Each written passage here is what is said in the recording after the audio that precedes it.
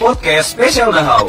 Bergabunglah bersama kami dan saksikan narasumber menarik. Kita bersyukur dan mendukung pembangunan IKN. Podcast Spesial Dahau.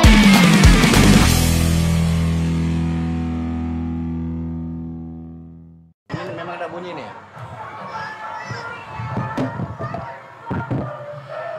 Ya, terima kasih pendengar dan pemirsa RRI Net Radio Republik Indonesia Studio Produksi Sendawar. Kembali kami siarkan langsung dari studio mini atau studio podcast di Lamin Taman Budaya Sendawar, tepatnya di bawah Lamin Oheng di TBS, di mana ini sesi kedua setelah sesi sebelumnya sudah kita ikuti dialog pembuka tadi bersama rekan Michael Carlos, dan saat ini kita masuk di sesi kedua bersama saya Andreas Trisno. Kita akan menggelar lagi dialog khusus di Spesial Dahau 2023, di mana malam hari ini di sesi kedua kita mengangkat topik eksistensi komunitas adat dalam Festival Dahau dan menyambut perpindahan ibu kota negara di Provinsi Kalimantan Timur.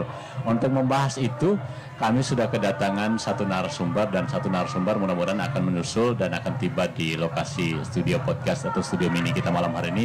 Saya langsung perkenalkan kepada Anda narasumber pertama kita malam hari ini, ada Bung Stefanus. Selamat malam Bung Stefanus. Selamat malam Mas Andreas. Ya, baik. Bung Stefanus ini kalau nama panggilannya atau teman-teman sering mengenal dengan Pak Ujung, terus Pak Stef, macam-macam. Tapi nama yang familiar di keluarganya nih apa, Pak? Pak Stefanus saja. Stefanus saja, ya, oke. Pak Stefanus SP ini saya mengenal beliau dulu di banyak organisasi ya, seperti di KNPI, di KONI, kemudian sekarang di Sempekat Tonyoy Benuak atau STB ya. STB ini adalah salah satu organisasi masyarakat adat atau organisasi komunitas adat di Kabupaten Kutai Barat, yang juga di dalamnya ini ada beberapa tokoh-tokoh penting ya, termasuk beliau nih. Oke, malam hari ini Bung Stefanus menjadi narasumber kita dalam studio podcast ini sebagai Ketua STB Kabupaten Kutai Barat. Nah, oke. Mungkin boleh dijelaskan dulu nih STB ini bagaimana kiprahnya dan wadahnya dan organisasinya seperti apa, Pak? Bergeraknya di bidang apa? Baik, terima kasih Bang Andreas. Selamat malam dan salam sejahtera bagi kita semua. Saya selaku Ketua STB mengapresiasi dan berterima kasih atas undangan RRI, TPRI, dan Kominfo dalam rangka kegiatan podcast pada malam hari ini. Kalau Sempekat Tonyoy Benuak ini adalah salah satu organisasi kesukuan yang ada di Kutai Barat, di mana Kabupaten Kutai Barat ini mayoritas dihuni oleh suku Tunjung dan Benuak. Organisasi ini terbentuk tahun 1974 di Samarinda. Ketika itu tokoh-tokoh dan pemuda Dayak secara khusus Tunjung dan Benuak bersatu, kemudian bersepakat untuk mendirikan sebuah organisasi dengan tujuan yang pertama mengikat tali silaturahmi warga Tunjung Benuak yang ada di Samarinda dan Kalimantan Timur. Kemudian yang kedua juga ikut berpartisipasi dalam mengembangkan adat istiadat dan seni budaya yang ada di Kalimantan Timur ketika itu. Kemudian ketika Kutai Barat resmi menjadi salah satu kabupaten dari 10 kabupaten di Provinsi Kalimantan Timur, dibentuklah Dewan Pimpinan Cabang Sempekat Tonyoy Benuak Kabupaten Kutai Barat. Waktu itu yang jadi ketua pertama adalah Bapak Dr. Yahya Matan, setelah itu Bapak Herjon, kemudian setelah itu baru saya pernah periode pertama menjadi ketua STB Kutai Barat, dan sekarang setelah menjadi ketua umum KONI, saya kembali dipercaya untuk menjadi ketua STB Kutai Barat. Begitulah sejarahnya. Dan sekarang STB sudah ada di tingkat provinsi, bahkan Pak Bupati kita, Pak Evi Siapan, jadi ketua STB Provinsi Kaltim ini, Pak ya. Betul sekali. Oke. Baik. Nah, kebetulan kita akan bicara soal eksistensi masyarakat adat atau komunitas adat, tapi saya ingin tahu, mengorek dulu sedikit ini, Bung Stefanus, berapa lama sih berkecimpung di dunia organisasi, baik yang organisasi formal maupun non formal, termasuk di komunitas adat ini? Ya, baik. Kalau untuk pengalaman di organisasi, pertama ketika Kutai Barat ini diresmikan menjadi kabupaten sesuai dengan Undang-Undang Nomor 47 Tahun 99, tahun 2000 sudah dibentuklah berbagai organisasi di Kutai Barat seperti KONI, KNPI, STB dan berbagai organisasi lainnya yang ada di Kutai Barat. Pada waktu itu saya pernah jadi kepala bagian bidang dan minat ketika tahun 2000 STB Kutai Barat terbentuk. Setelah itu saya pernah menjadi Ketua KNPI Kecamatan Damai, kemudian saya pernah jadi Wakil Ketua KNPI Kabupaten Kutai Barat dan Sekretaris KNPI Kabupaten Kutai Barat. Kemudian berbagai organisasi juga pernah saya emban sebagai pengurus Poli, kemudian pengurus Beliar Kabupaten Kutai Barat, dan kemarin menjadi Ketua Umum KONI Kabupaten Kutai Barat sekaligus Ketua Sempekat Konyoy Benua Kabupaten Kutai Barat, dan banyak sekali organisasi-organisasi yang saya lupa. Saking banyaknya pernah menjabat sampai lupa ya. Jadi memang dari 23 tahun yang lalu memang bergelutnya di bidang organisasi. Masyarakat banyak mengenal kita memang bergelutnya di bidang organisasi yang ada di Kutai Barat. Baik, jadi cukup kaya pengalaman di organisasi non formal maupun formal, dan saat ini bahkan sampai terjun ke dunia khusus untuk semacam pemerhati budaya ya. Baik Bung Stefanus, kita tahan dulu karena kita sudah kehadiran lagi narasumber kita yang berikut. Mungkin kita berbagi tempat, Bung Step agak bergeser ke sini. Ini mohon maaf kita sudah sambil jalan ini Bung Raymond. Silakan pakai mikrofonnya Bang. Ya, Bung Raymond silakan pakai mic-nya. Kita perkenalan dulu. Selamat malam Bung Rem. Selamat malam. Gimana kabar? Puji Tuhan, sehat. Luar biasa. Ini tadi buru-buru dari sana nih karena ngejar waktu nih. Iya. Sedianya kita jam 9 tapi kita majukan ini ke pukul 8.30 ya. Kalau sedikit tadi Pak Bung Star sudah memperkenalkan diri dan bagaimana kiprahnya beliau ya. Nah, sekarang kita ingin mengorek dulu sedikit nih. Bung Raymond sekarang ini menjabat Ketua HIMA. Ini saya mohon maaf, kebetulan saya dialeknya agak beda, jadi saya takut salah-salah sebut. Saya umumnya saya mengenal dengan Habama gitu ya. Mungkin boleh dijelaskan dulu sedikit Habama itu apa dan komunitasnya di mana saja dan kiprahnya apa saja gitu Bang. Terima kasih. Baik, sebelum saya menjelaskan sedikit tentang Habama itu sendiri, alangkah eloknya saya memperkenalkan diri dulu.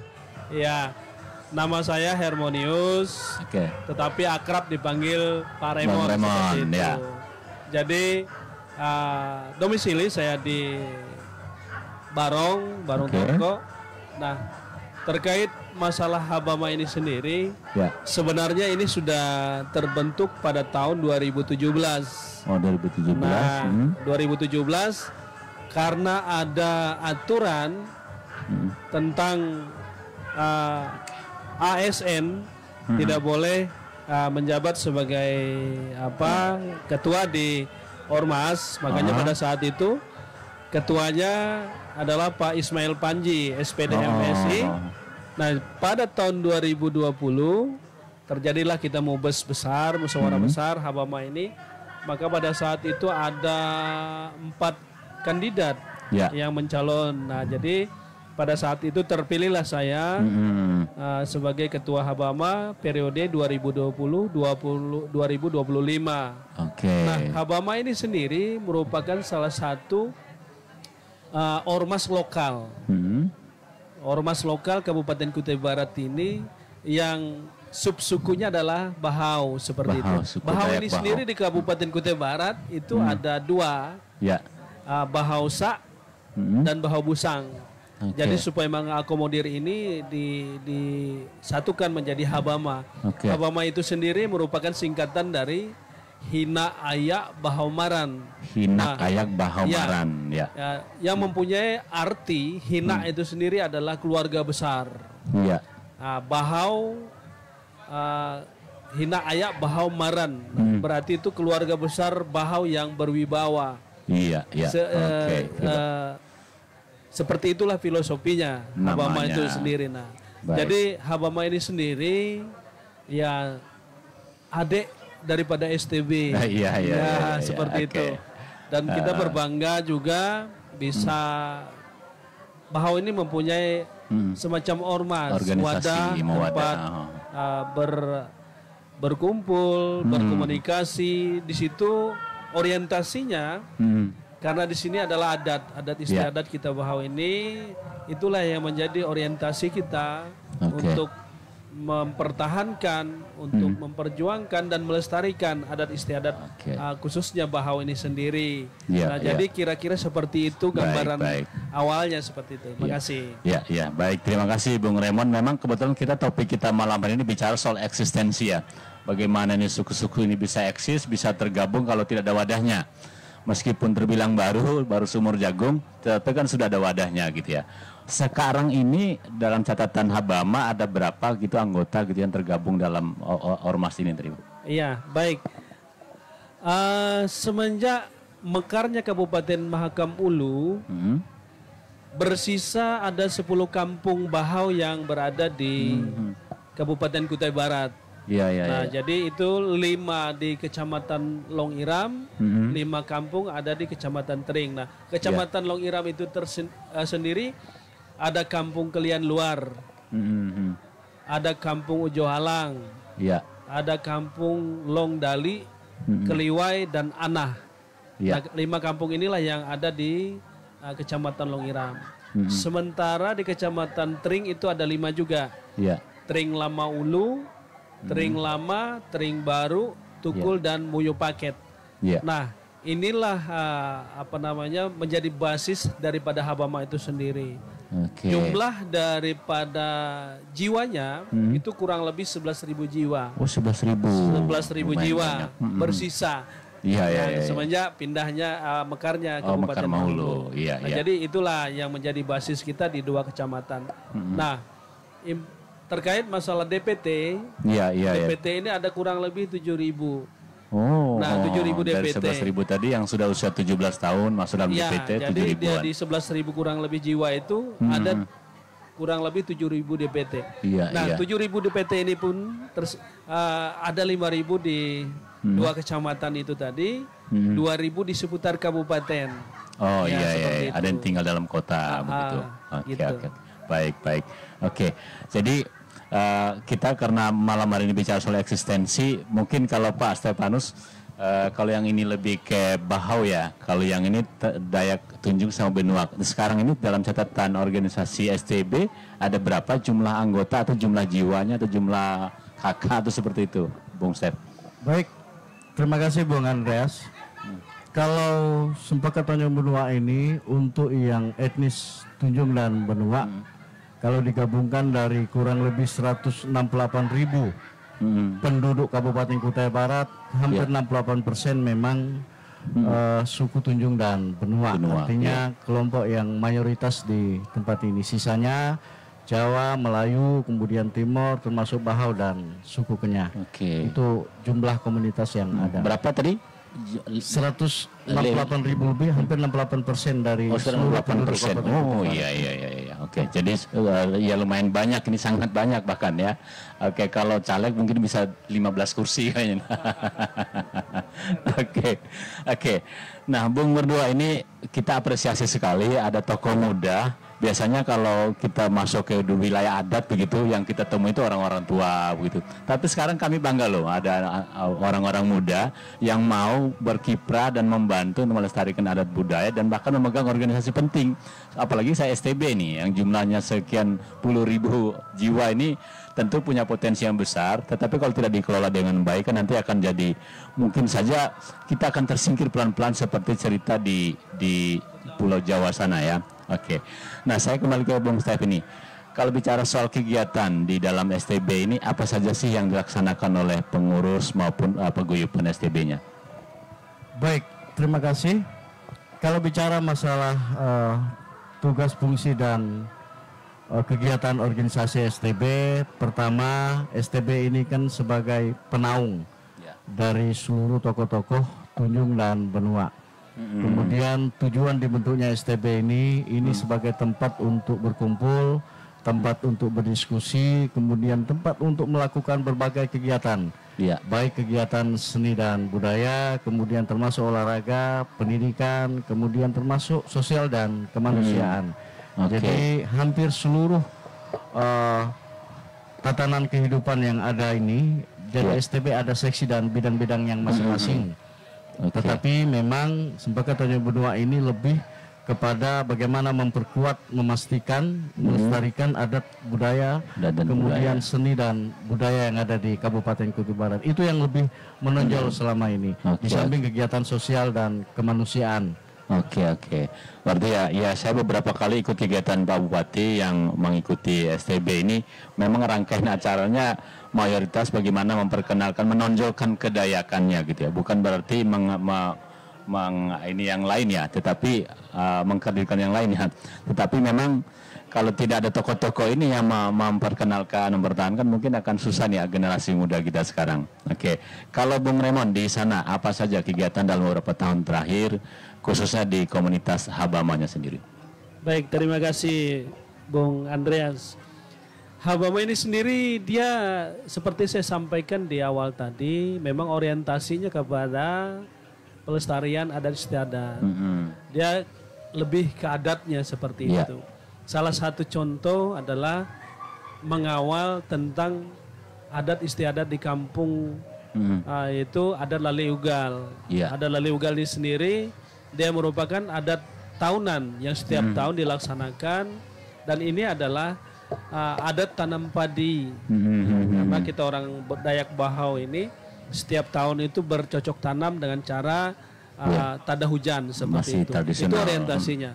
Nah, dalam hal ini saya sebagai ketua paguyuban atau ketua ormas ini, ketua Bahau lah seperti itu, tetap berdiskusi, tetap berkomunikasi dan bersinergi dengan pemerintah daerah dalam hal pemberian bantuan dana hibah untuk setiap kampung itu untuk dana Lali Ugal. Ya puji Tuhan, semenjak saya terpilih menjadi ketua Habama ini, dari tahun 2020, 2021, 2022 kita nggak dapat, kita swadaya, tetapi kita ada dapat bantuan hibah untuk di Dahau kemarin, Dahau tahun kemarin itu untuk Festival Hudok Kawit.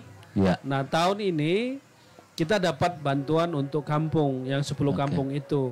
Nah, tetapi kita di Dahau pada tahun ini kita tidak ada slot yang secara khusus, tetapi kita masuk di dalam kolosalnya di situ, semua etnis masuk di situ.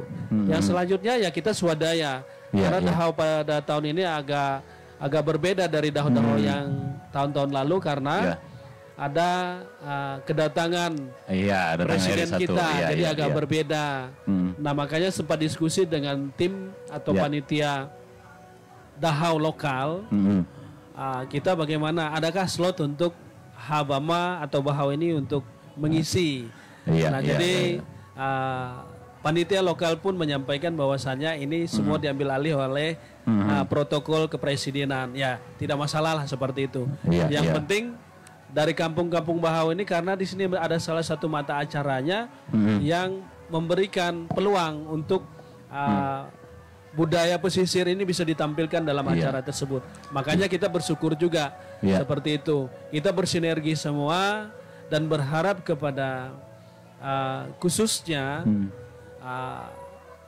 masyarakat asli Kabupaten Kutai Barat ini, salah satunya tokoh kita STB, ada LKK, ada Habama, dan ada keluarga kerukunan Bentian. Dayak Bentian. Nah, ini yang salah satu 5 ini yang merupakan salah satu warga asli Kutai Barat ini. Tetapi dalam hal ini kita berharap semuanya bisa bersinergi, memberikan nuansa tersendiri lah, bahwa di tanah Purai Ngeriman ini siapa saja boleh, yang penting dia di mana kaki berpijak di situ langit dijunjung. Kira-kira seperti itu.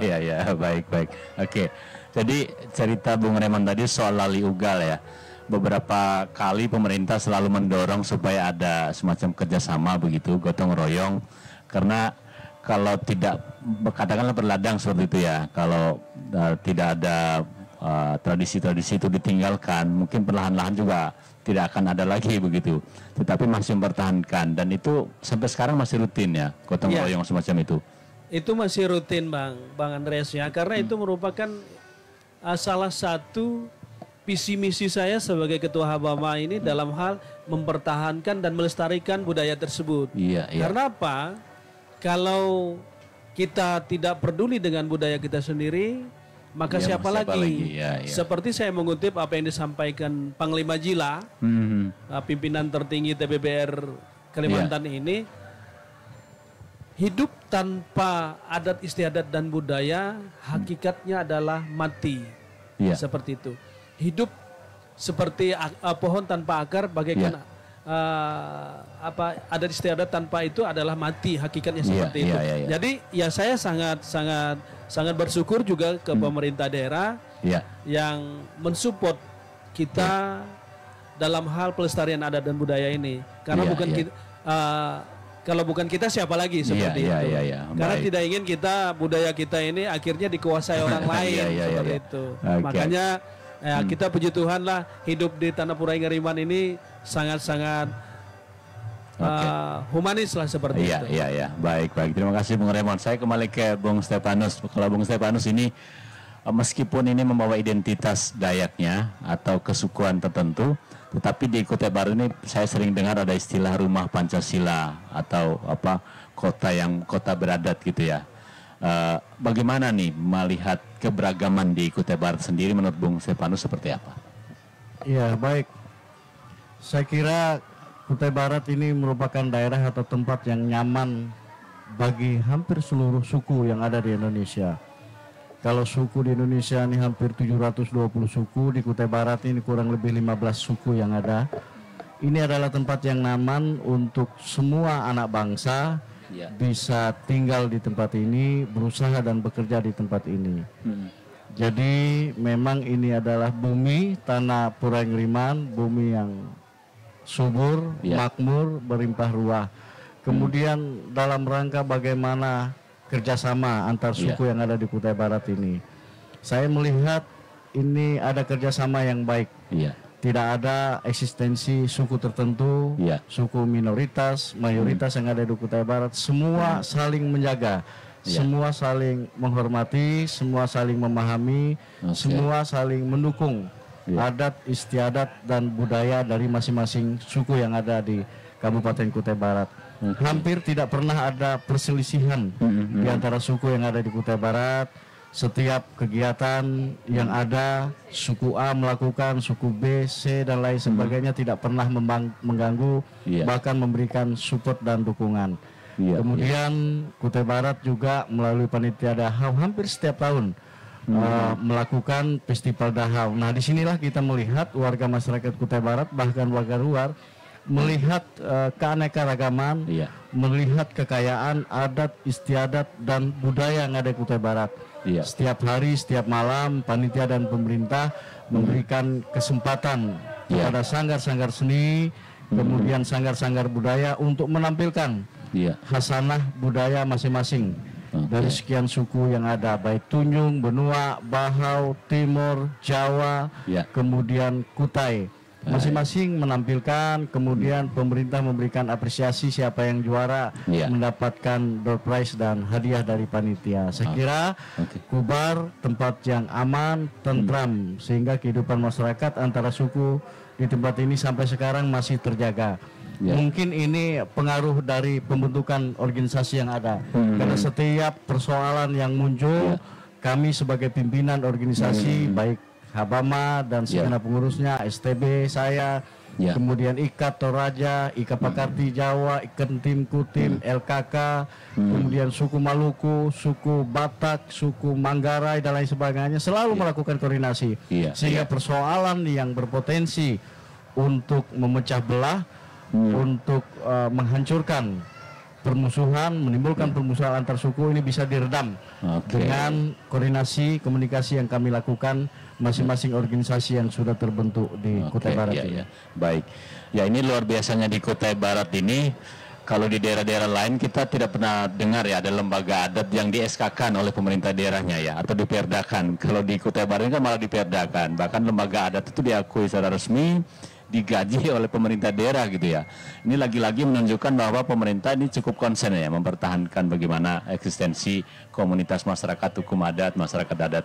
Tidak hanya masyarakat Tunjung Benuanya atau Dayaknya sendiri, tapi hampir semua ya. Nah, pertanyaan saya tadi, Pak Stefanus sudah menyinggung nih bagaimana selama ini peran lembaga adat menyikapi berbagai problematika yang terjadi di tengah masyarakat, meskipun itu kasus hukum sekalipun ternyata bisa diselesaikan melalui restoratif justice di lembaga adat. Bagaimana? Apakah selama ini hanya lembaga adat besar saja atau di SCB Habama juga melakukan hal yang sama? Iya, baik. Itulah fungsi kami sebagai pimpinan organisasi paguyuban.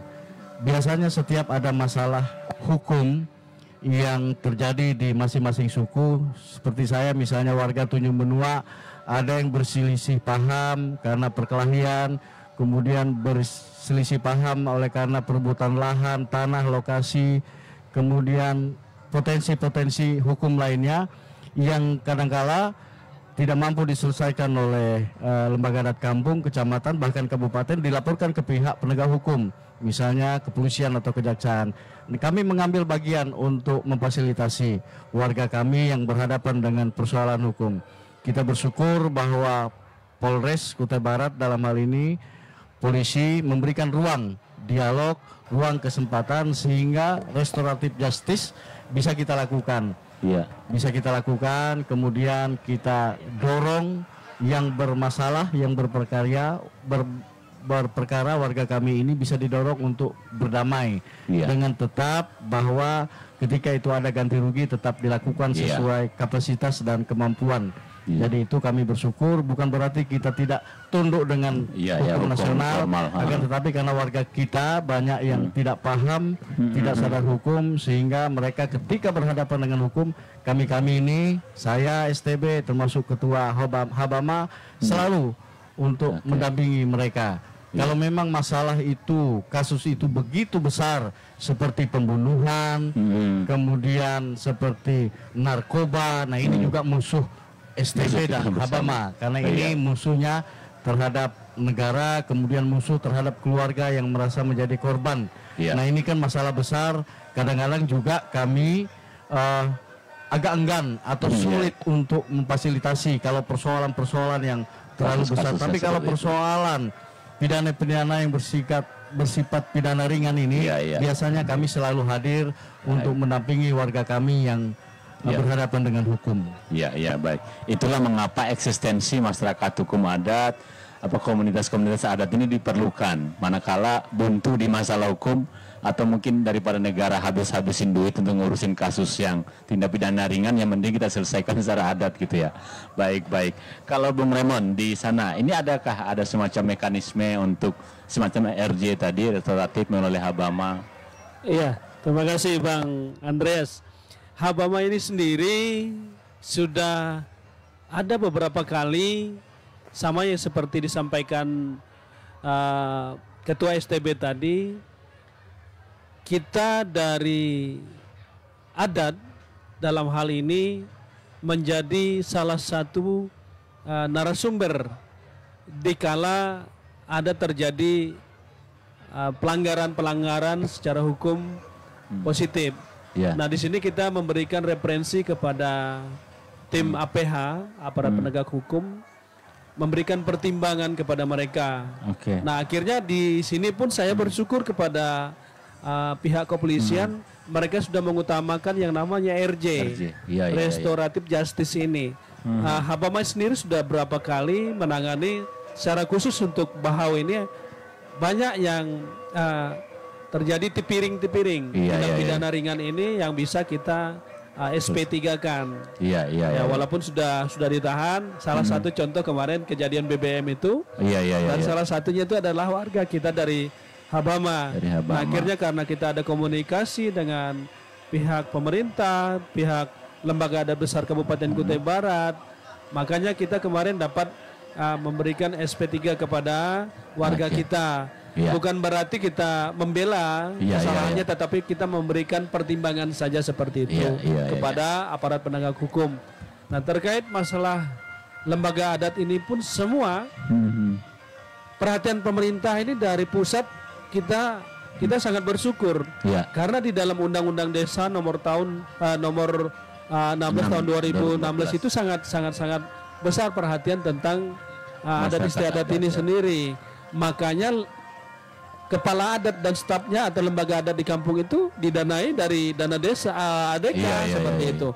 Makanya ini merupakan salah satu strategi juga untuk memberikan ruang kepada lembaga adat ini untuk berpartisipasi di dalam pembangunan Indonesia ini, secara khususnya di Kabupaten Kutai Barat ini sangat-sangat seperti Ketua STB tadi sampaikan, Kutai Barat ini adalah untuk semua, seperti itu. Disinilah semua keberagaman itu bisa jadi satu. Walaupun ada catatan permasalahan kemarin antar etnis. Cuman kita sebagai ketua dari ormas adat ini, yang ada ini, kita bantu pemerintah, bantu warga kita supaya jangan sampai meluas. Kita bantu redam seperti itu. Puji Tuhan, beberapa kasus yang ada akhirnya bisa terselesaikan dengan baik seperti itu. Ya mudah-mudahanlah ini bisa kita pertahankan sampai kapan saja seperti itu. Dan apalagi ini terkait masalah IKN. Nah, ini memang kita ini merupakan salah satu penyangga IKN Dan informasi nih Bang Ketua, kita ini ada peluang untuk pemekaran menjadi provinsi. Iya, bisa jadi ya. Tidak menutup kemungkinan Ketua STB nanti bisa jadi bupati atau gubernurnya seperti itu. Jalan Tuhan kan orang tidak tahu ya. Benar, tidak ada orang tidak tahu nanti. Inilah salah satu figur-figur tokoh mudanya yang ada di Kabupaten Kutai Barat seperti itu. Baik, ini luar biasa nih pandangan-pandangan ya. Adem rasanya kalau kita dengar tokoh-tokoh muda ini mau bersatu, mau saling bekerja sama, terutama ya masalah-masalah yang besar itu akhirnya bisa diredam manakala tokoh-tokoh muda ini juga mau ikut berperan. Biasanya kan suka manas-manas ini anak-anak muda nih. Tapi kalau anak-anak muda juga sudah berdiri di depan, kita harus bersatu, maka sesuatu yang mungkin membakar tuh bisa dipadamkan. Oke. Nah, sekarang kita akan bahas soal Dahau. Karena kita di topik kita adalah eksistensi komunitas adat di dalam Dahau Sendawar ini. Nah, Dahau tahun ini mungkin cukup istimewa ya bagi masyarakat Kutai Barat pada umumnya karena akan ada kunjungan presiden ke sini. Nah, komentar dari Pak Stefanus dulu nih. Nah, bagaimana pendapat Pak Stefanus Dahau di tahun ini? Iya, baik, terima kasih. Saya selaku Ketua Sempakat Tonye Benua Kutai Barat menyambut baik Festival Dahau yang dilakukan dalam rangka menyambut hari ulang tahun Kutai Barat yang ke-24. Panitia Dahau dan pemerintah sudah memberikan kesempatan kepada seluruh warga masyarakat, seluruh lapisan masyarakat, baik itu kalangan pemerintah, dengan membuka atau menggelar pameran pembangunan. Tentu masyarakat diperlihatkan, dipertontonkan bagaimana aspek jangkauan pembangunan yang sudah dilakukan dari setiap. Memang Dahau ini cukup memberikan kesempatan yang baik lah bagi suku dan etnis yang ada di Kutai Barat, memberikan hiburan dan tontonan yang baik. Kemudian semua bisa berkolaborasi yang ada di tempat ini. Kemudian selanjutnya ini juga kejutan yang luar biasa dalam rangka memastikan IKN ini memang harus jadi, ibu kota negara ini harus jadi di Kalimantan Timur, yang sudah menjadi komitmen pemerintah pusat dan DPR RI bahwa pembangunan IKN yang hampir 38% progres pembangunan fisik ini berjalan dengan baik. Kutai Barat adalah salah satu dari 10 kabupaten dan kota di Kalimantan Timur yang juga berdekatan secara geografis. Tentu kami sebagai warga Kutai Barat yang harus mempersiapkan diri bagaimana seni dan budayanya, kemudian mempersiapkan diri bagaimana sumber daya manusianya, sumber daya alamnya, karena nanti ketika IKN ini resmi pindah tahun 2024 yang akan datang, tentu banyak sekali saudara-saudara kita dari Pulau Jawa, Sumatera, dan Sulawesi yang bekerja di tempat ini. Kami perkirakan hampir 1,5 juta yang masuk di Kutai Barat. Tentu itu nanti mengkonsumsi air di Kutai Barat, mengkonsumsi sayur di Kutai Barat, mengkonsumsi beras dari Kutai Barat. Kami Kutai Barat tentu mempersiapkan hal-hal tersebut. Jangan sampai ibu kota negara dekat di wilayah kami sebagai daerah penyangga, tapi kami menjadi penonton di tempat sendiri. Oleh karena itu, kami STB sangat mendukung IKN ini ada di Kalimantan Timur. Kemudian kami sangat mendukung Kutai Barat ini pembangunannya berjalan terus. Dan yang terakhir, kami juga mendukung mudah-mudahan Presiden Republik Indonesia Insinyur Haji Joko Widodo yang semulanya terjadwal untuk hadir di tempat ini pada tanggal 5 November yang akan datang, betul-betul datang tiba di Kutai Barat, memastikan pembangunan yang masih harus dibangun oleh pemerintah pusat di Kutai Barat, termasuk salah satunya jembatan yang ada di Melak dan Manur Bulan. Karena jembatan itu mangkrak, kita percaya kalau misalnya Presiden Jokowi nanti datang, kemudian berkunjung, beliau akan memerintahkan kepala ke Kementerian PUPR untuk menyelesaikan jembatan.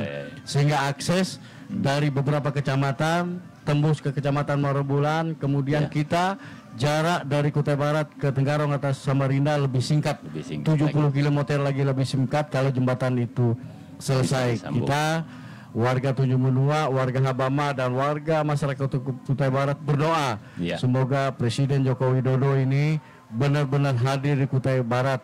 Kami pastikan pemerintah, kemudian panitia Dahau, TNI dan Polri, tokoh-tokoh adat sudah memastikan bahwa aman.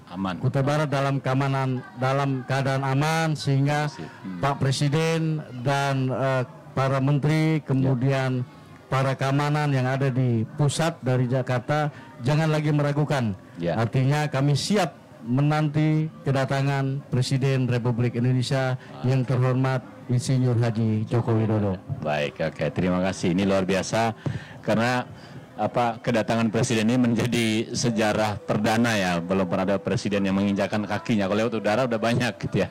Oke, sekarang kalau Bung Raymond ini, bagaimana pendapat Bung Raymond tentang Dahau tahun ini, dan mungkin sebentar lagi akan ada kunjungan presiden. Silakan Bung Raymond. Baik. Dari awal saya sudah sampaikan pandangan atau tanggapan Habama terkait masalah Dahau tahun ini istimewa. Jadi semacam surprise untuk ada kado masyarakat Kutai Barat. Nah, jadi dalam hal ini, mari dalam kesempatan ini kita bersama-sama dalam kunjungan Bapak Presiden sekaligus Dahau pada tahun ini merupakan catatan sejarah, seperti itu. Nah, Dahau ini sendiri, seperti disampaikan oleh Ketua STB tadi, merupakan salah satu ciri khas daripada Kabupaten Kutai Barat di dalam hal keberagaman. Keberagaman inilah yang merupakan salah satu membuat Kutai Barat ini tidak salah mengambil moto. Kabupaten Kutai Barat adalah kabupaten yang beradat, seperti itu. Memang dasarnya adalah dari adat itu sendiri. Maka daripada itu, Dahau ini merupakan salah satu ajang untuk menampilkan berbagai daripada adat istiadat dan budaya. Itu dari situ. Yang selanjutnya kuliner. Nah, di sini bisa ditampilkan semua. Bahkan ini saya dengar dari luar daerah Kabupaten Kutai Barat. Welcome, Kutai Barat menerima untuk menambah menyemarakkan Dahau kita pada tahun ini yang secara khusus karena kedatangan Bapak Presiden tersebut. Nah, dalam hal ini juga kita berharap kita sebagai masyarakat asli Kabupaten Kutai Barat berharap kepada seluruh warga kita jangan terlena. Seperti itu. Jangan kita terlena karena kita ini adalah kesempatan kita untuk mempersiapkan diri kita untuk menyambut IKN. Karena IKN ini akan datang pada tahun 2024. Yang informasinya yang kita dapatkan itu adalah urbanisasi yang datang ke kita, ASN-nya ada kurang lebih 2 juta. Main 2 juta itu berarti kita sebagai penyangga ini akan akan menerima dampak daripada urbanisasi daripada ASN itu sendiri. Nah, makanya daripada itu, mari kita sebagai masyarakat Kutai Barat, secara khususnya saya sebagai Ketua Bahau ini menghimbau kepada warga kita, secara khusus kaum mudanya, mari kita persiapkan diri kita. Mari kita bekali diri kita dengan semua kemampuan kita, skill kita asah. Karena kalau tidak sekarang, kapan lagi? Iya, kapan lagi? Nah, karena nanti persaingan itu semakin sulit, semakin ketat. Yang dari luar itu sudah membawa semua kemampuan mereka, baik dari sumber daya manusianya maupun dari segi finansial. Mereka sudah lebih jauh. Maka daripada itu, kita harus persiapkan diri kita. Kalau tidak, kita akan menjadi tamu di negeri sendiri. Kita akan menjadi terpinggirkan karena kita tadi itu lemah di dalam persaingan, baik bisnisnya, sumber daya manusianya, peluang usaha apa segala macam. Maka daripada itu, momen Dahau ini salah satunya kita mulai mengeksplorasi budaya kita, baik dari budayanya maupun dari kuliner-kuliner kita yang nantinya bisa kita pasarkan. Jadi seperti itulah pandangan kita dari Habama ini, mengajak semua. Secara khusus untuk Bahau ini, mari apa yang kita bisa sumbangkan, apa yang bisa kita jual nantinya ke depan, seperti itu. Oke. Ini luar biasa, tokoh-tokoh muda yang punya perspektif berbeda nih ya. Kita berpikirnya sudah arahnya 5 tahun ke depan, 10 tahun ke depan ya. Kita tidak berpikir mundur lagi. Nah, kebetulan juga di topik kita ini juga membahas soal eksistensi budaya, eksistensi komunitas adat, dan juga menyongsong perpindahan IKN. Mungkin sebagai kebetulan waktu kita juga menuju penghujung acara, ini sebagai closing statement berdua ke Pak Stefanus dulu, apa nih yang akan dilakukan atau upaya-upaya apa saja nih yang akan dilakukan oleh STB untuk menyongsong perpindahan IKN ini? Baik, kami dari STB Kutai Barat terus mensupport dan mendorong agar seni dan budaya Kutai Barat ini, adat istiadatnya tetap bergerak terus, kemudian tetap eksis terus, karena Festival Dahau ini sudah beberapa kegiatan seni dan budaya, baik lagu-lagu dan tari-tarian ditampilkan di panggung utama Taman Budaya Sendawar. Kemudian tentu bukan hanya tampil pada saat Festival Dahau, tapi di berbagai kegiatan sepanjang tahun selama ini, kegiatan seni dan budaya ini terus tampil. Kita tampilkan terus, kemudian sanggar tari, kemudian sanggar budaya, terus kita bina, kita dorong, kita support, kemudian kita perjuangkan agar pemerintah daerah Kutai Barat juga memberikan support dan bantuan, baik itu pakaian, kemudian peralatan, kemudian juga festival-festival yang digelar oleh STB dan pemerintah Kabupaten Kutai Barat, supaya adik-adik, kemudian anak-anak ini terus bersemangat untuk melakukan kegiatan aktivitasnya, sehingga kegiatan yang bersifat negatif ya kan akan hilang dari generasi muda kita yang ada di Kutai Barat. Kemudian selanjutnya kami dari STB mengucapkan selamat kepada pemerintah Kabupaten Kutai Barat yang sudah berusia hampir 24 tahun tanggal 5 November yang akan datang. Selamat juga kepada Festival Dahau ini, semoga sukses dan lancar. Kemudian bagi semua SKPD, OPD, kemudian pemerintah kecamatan yang menggelar pameran pembangunan juga terus diberkati oleh Tuhan. Kemudian kuliner juga terus laris, yang berjualan makanan, minuman, pakaian, kemudian pernak-pernik, aksesoris dan lain sebagainya akan terus. Kemudian kami juga berharap dan berdoa semoga kedatangan Presiden Jokowi ini memberikan semangat bagi warga, motivasi bagi warga Kutai Barat, kemudian juga tersambung komunikasi pembangunan yang ada antara pemerintah daerah Kutai Barat, provinsi, bahkan pemerintah pusat.